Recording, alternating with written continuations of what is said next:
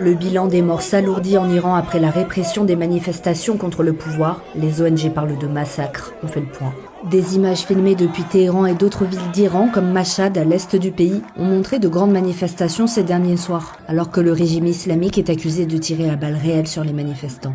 L'ONG Iran Human Rights a décompté dimanche soir 483 personnes décédées, dont 8 mineurs, et a qualifié la répression de plus en plus intense et brutale, de massacres et de crimes majeurs contre le peuple iranien. Le groupe de défense des droits humains Human Rights Activist News Agency, basé aux États-Unis, établit quant à lui le bilan de 538 morts, dont 490 manifestants. Ces chiffres évoluent rapidement et pourraient être plus importants, puisque la coupure d'Internet en cours depuis jeudi 8 décembre rend le décompte difficile. Sur une vidéo authentifiée par l'AFP, on voit des dizaines de corps enveloppés dans des sacs noirs devant une morgue de la capitale, et ce qui semble être des Iraniens à la recherche de leurs proches disparus. Toujours selon les ONG, il y aurait également eu entre 2600 et 10 600 arrestations depuis le début des protestations, le 28 décembre. On vous en parlait sur Brut la semaine dernière. La mobilisation, initialement déclenchée à Téhéran pour dénoncer la hausse du coût de la vie et l'effondrement de la monnaie iranienne, s'est rapidement transformée en protestation contre le régime. Les manifestants exigent la fin de la République islamique proclamée en 1979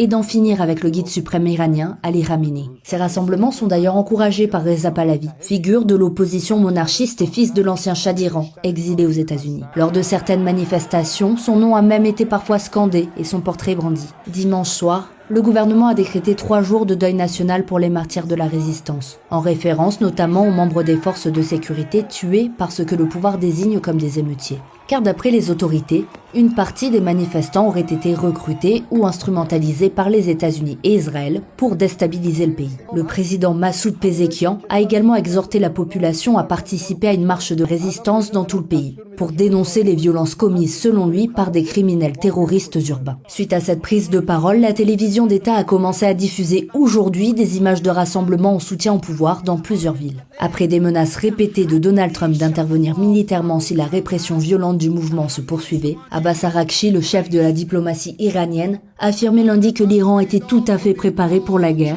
mais également à des négociations équitables. On te tiendra au courant sur Brut de la suite des événements, alors abonne-toi.